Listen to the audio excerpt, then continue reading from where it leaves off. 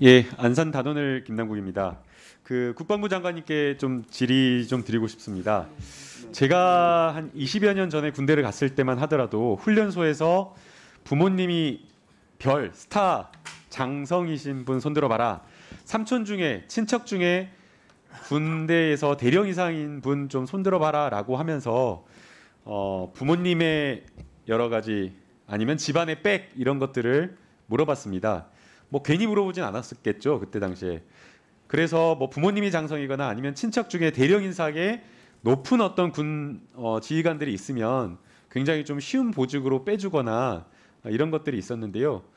젊은 요즘 MZ 세대의 관점에서는 이건 굉장한 불공정이고 있을 수 없는 용납할 수 없는 일입니다. 지금 현재 군에서는 그런 일이 없다라고 봐도 무방하겠죠. 네, 그렇습니다.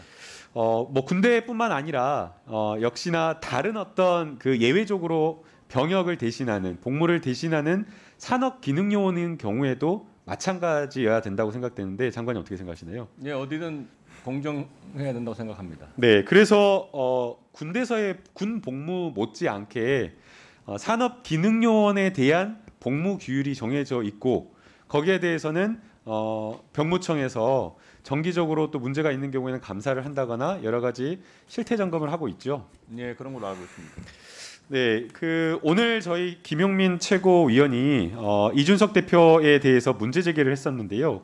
산업기능요원으로 복무를 하는 도중에 자격이 없는 국가사업에 참여했다라는 의혹을 제기를 한 겁니다.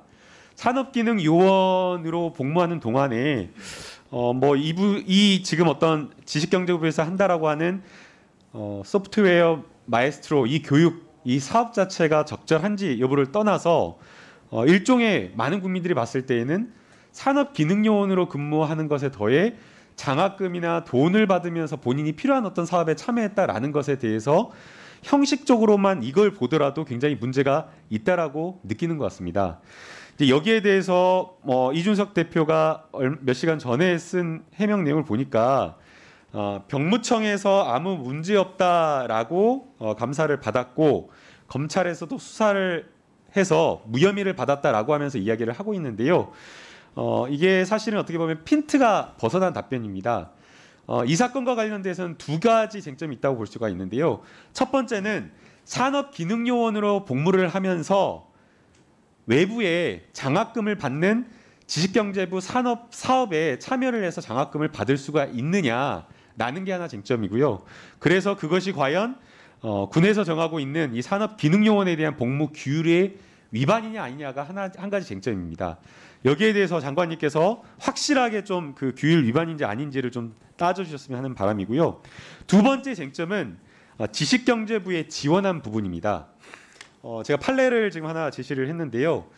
저희가 여러 가지 그 국가 사업에 보조금을 받는 그런 사업들에 있어서 신청 자격 요건이라든가 아니면은 여러 가지 그 요구하고 있는 요건에 해당될 수 있는 서류를 부정한 방법으로 속이는 방법으로 아니면은 부작위에 의해서 제대로 알리지 않는 방법을 통해 가지고 보조금을 받았다라고 한다면 사기가 될 수 있다라는 겁니다.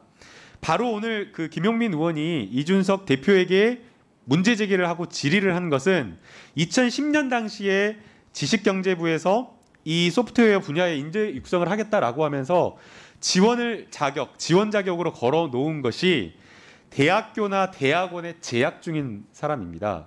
그런데 2010년에 이준석 대표가 지원을 했을 당시에는 이미 졸업을 했었기 때문에 이 부분과 관련되어서 자격이 되지 않는데 지원을 했다라는 겁니다. 만약 지금 이제 이준석 대표는 여기에 대해서 졸업생이다라고 명기를 하면서 지원을 했다고는 하지만 지금 공고된 이 서류를 보게 되면 영수생 모집 요강에 분명하게 대학교 대학원 재학 중인 자라고 정해져 있습니다. 그리고 또 명확하게 뭐라고 되어 있냐면요. 현재 취업 중이면서 야간 대학원 재학 중인 자는 제외한다라고 한 겁니다.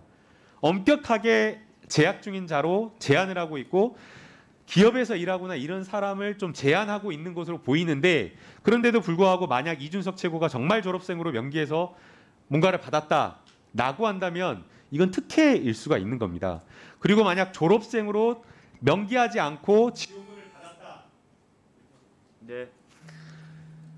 만약 졸업생을 명기하지 않고 정부기관을 속여서 정부기관의 보조금을 지업하는 이 사업 담당자를 속여서 여기에 해당되는 지원을 받았다라고 한다면 업무방해나 사기가 될 수 있다라고 문제를 제기한 겁니다. 그렇기 때문에 거기에 대해서 답변을 해야 되는데 쟁점을 지금 엉뚱하게 다른 이야기를 지금 하고 있기 때문에 이준석 대표가 여기에 대해서 명확한 답변을 해야 된다라고 생각이 들고요. 공교롭게도 오늘 그 어느 한 신문의 시론에 이준석 대표와 같이 방송을 많이 했다라고 하는 사람이 이렇게 이준석 대표를 평가했습니다. 제가 그대로 읽어드리겠습니다. 말을 빙빙 돌리거나 억지 주장을 하지 않고 솔직하고 직설적으로 치고 나가 상대를 순식간에 바보로 만든 기술이 탁월한데 핀트를 교묘하게 돌려서 대화의 주제를 벗어나게 하고 본말을 전도시키는 특징을 가지고 있어 비겁한 기회주의자의 말장난으로 평가받기도 한다라는 겁니다. 저는 이준석 대표가 야당의 대표, 공당의 대표라고 한다면 본인이 받고 있는 여러 가지 의혹에 대해서 제대로 명확하게 해명을 하고 쟁점과 관련된 부분을 피해가지 말고 확실한 답변을 내놓아야 된다고 생각이 됩니다. 이 문제는 MZ세대, 정말 2030 세대들이 중요하게 생각하는 공정의 가치와 굉장히 중요하게 맞닿는 문제라고 생각이 됩니다. 확실한 어떤 해명과 답변을 기대합니다. 네. 예.